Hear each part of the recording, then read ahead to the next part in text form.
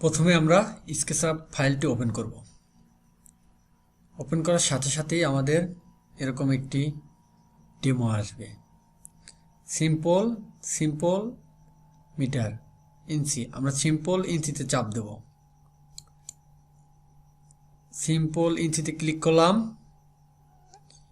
Click করার সাথে সাথেই দেখতে পাচ্ছেন আমাদের স্কেচআপ ফাইলটি মেইন মেনু চলে আসছে এবং সফটওয়্যারটি ওপেন হয়েছে। ডিসপ্লেতে দেখতে পাচ্ছেন একটি মানুষ আছে। আমরা এটাকে উঠিয়ে দেব। উঠিয়ে দেওয়ার পরে আমরা অটোক্যাড ফাইল ইম্পোর্ট করব। এটাকে উঠিয়ে দেওয়ার জন্য আমাকে কি করতে হবে? এটাকে উঠিয়ে দেওয়ার জন্য আমাকে মাউস থেকে লেফট বাটন ক্লিক দিতে হবে। দেখেন ক্লিক দিলাম। ক্লিক দেওয়ার সাথে সাথে এটা কিন্তু সিলেক্ট হয়ে গেল ফুল। তারপর আমরা কিবোর্ড থেকে ডিলিট চাপ দেব অথবা মাউসের রাইট বাটন ক্লিক করে ইরেজে চাপ দেব। কেটে গেল। তারপর আমরা অটোক্যাড ফাইল ইম্পোর্ট করব। অটোক্যাড ফাইল ইম্পোর্ট করার জন্য আমাকে এই ফাইলে যেতে হবে। ফাইলে ক্লিক দিলাম। ক্লিক দেওয়ার সাথে সাথে আমাকে এই যে এক্সপোর্ট আছে, এই যে ইম্পোর্ট, আমি ইম্পোর্টে চাপ দিলাম। ক্লিক দেওয়ার সাথে সাথেই আমার অটোক্যাড ফাইল কোথায় আছে আমাকে সেটা আগেই যে কোনো একটা ফোল্ডারে সেভ দিয়ে রাখতে হবে।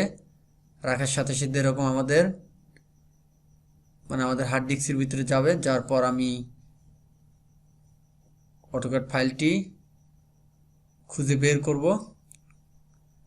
আমি এই যে আমার ক্যাড ফাইল, এটা আমি অর্থাৎ ইম্পোর্ট করব। ইম্পোর্ট করার জন্য আমাকে এটা কি করতে হবে? এটা সিলেক্ট করতে হবে। এখানে আমরা ক্লিক দিলাম, সিলেক্ট হয়ে গেল। এই যে অল সাপোর্ট টাইপস, এখানে এটা থাকবে অথবা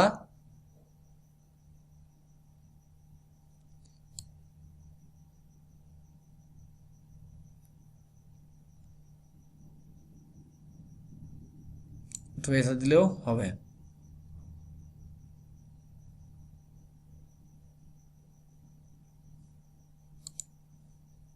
আমরা ইম্পোর্টে চাপ দিলাম।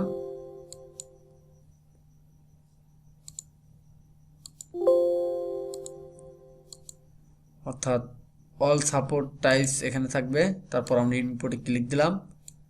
অটোমেটিক ফাইলটি ইম্পোর্ট হবে। হওয়ার সাথে সাথে দেখেন এরকম হয়ে আসছে, একটা ডিসপ্লেতে একটা SMS চলে আসছে। আমরা এটাকে ক্লোজ চাপ দেব।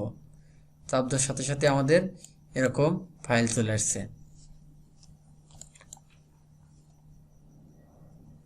খুব সহজ এবং ইজিভাবে আমরা স্কেচআপে কিভাবে অটোক্যাড ফাইল ইম্পোর্ট করতে হয় দেখলেন।